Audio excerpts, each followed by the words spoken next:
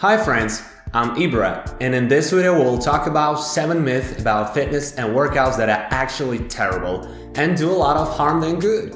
So the video will be very informative. Watch it to the end, cause this can save you from a lot of troubles.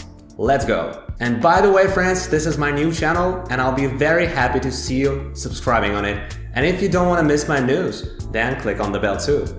Let's go! Myth number 1. It's possible to lose weight in certain parts of the body. For example, the internet is just overflowing through this exercise, and the fat from the sides will go away and so on. No, it's impossible to lose weight only in a certain part of the body. It will not work. Such targeting doesn't work. You can lose weight only with the whole body. Of course, it can be done with some specific exceptions.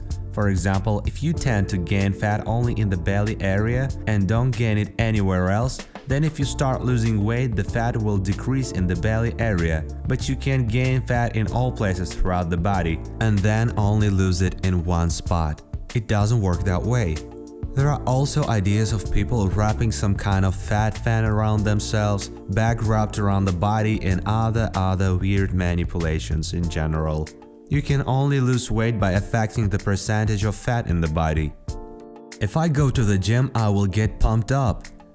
If it were that easy, how many jocks would walk around us? If you see a seriously pumped up person, be sure that it didn't happen by accident. It wasn't a surprise to him. It wasn't that he woke up in the morning and somehow turned into a real iron machine. It takes years and even decades to become a really pumped up person. This myth is especially frightening to young girls who think that if they get into fitness, they'll become manly and everything will be terrible. You have to use steroids to become manly, and you just can't achieve muscles like the Amazons. It's too hard and long a systematic job, so don't be afraid of it.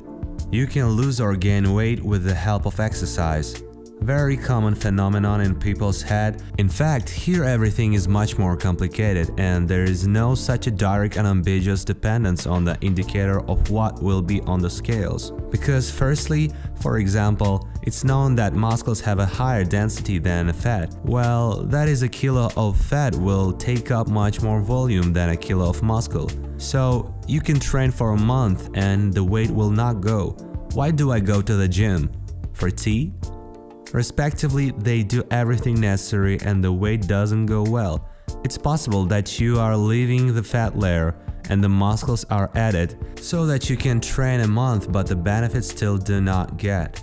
In general, you will start to look more athletic, more trim, athletically attractive, but the weight may quietly decrease because the fat is gone and the muscles on the contrary have increased, and it's not so noticeable. But the weight may stand flat on the scales. Another aspect is that people very often hope that as they go to fitness room, so they immediately lose excess weight. It also doesn't work like that, because to lose excess weight, here is the every haphazard approach first. In fact, people lose weight find this, so it depends directly on what if you train until summer. It will when there is no such direct way to affect your weight index. The next myth is very dangerous. The best time to exercise morning is still very much people like to do morning exercise, still many people like to do morning runs. I myself confess I sinned, if it can be called a sin. Well, yes, I trained so that I got up and immediately began to run. I could run for a very long time on an empty stomach. I could run right after an hour. I could run for 2 hours and sometimes I even did it in heat.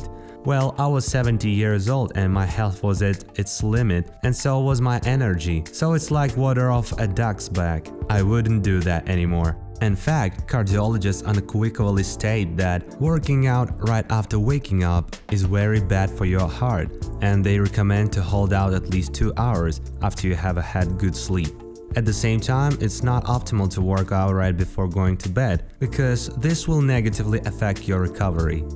If you went to the gym, then you must use sports nutrition and sports supplements. It's nonsense, there is no need. Of course you can use them, no one stops you. The truth is that the practical results of any noticeable changes, they will not give you much better. Of course, to deal with their diet, that is, in general, to balance their diet on micro and macronutrients that use powder gainer proteins and other capsules. Again, most supplements and sports nutrition will not bring you any harmful effects, but there is no strict necessity to use them either. So instead of powdered protein, it's much better to eat real protein, whether white or red meat. Of course, white is better, as well as dairy products, especially cottage cheese and so on. To pump up a steep muscle mass, you need to eat a lot of protein used to really believe it, and there were whole such formulas when it was calculated that a person to gain muscle mass need to eat at least 2.5 grams of protein of every kilogram of your body weight.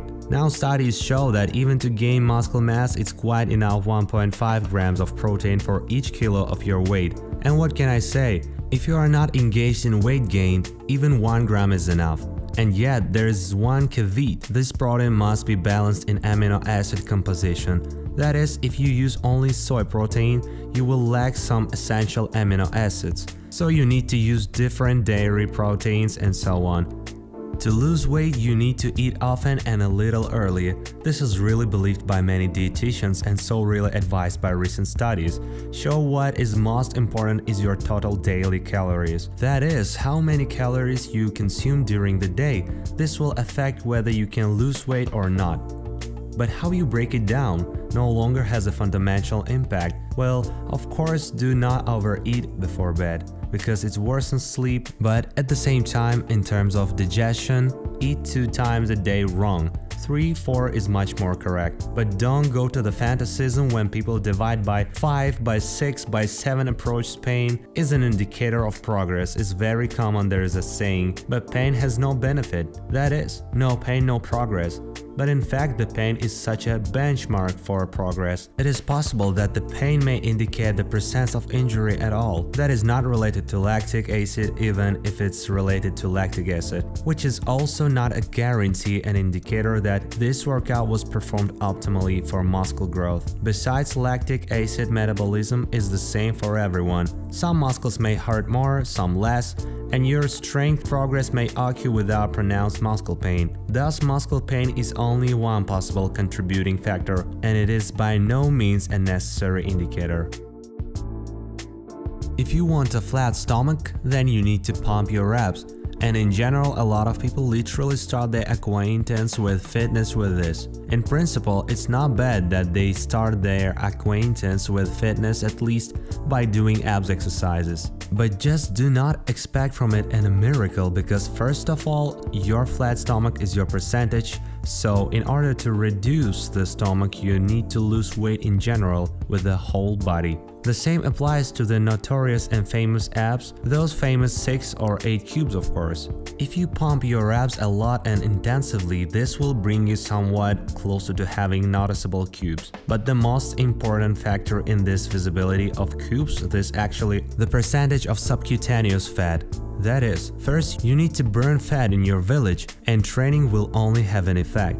Second, there's one caveat thought. If you're pumping your abs, you're toning that muscle and your stomach automatically tightens up. Because if you have no muscle there at all, it's completely out of shape. Your stomach really stretches and it just hangs relaxed and shapeless. Whereas if you're pumping your muscle, they will keep it in good shape. There is also such exercise as vacuum, which stretches the diaphragm. If you do it correctly and regularly, it will also help you keep your stomach taut. So friends, write in the comments below which of these myths have surprised you most or which you didn't know. Share it with me, it will be very interesting to read. And if you like this video, then press like button and see you on my other videos.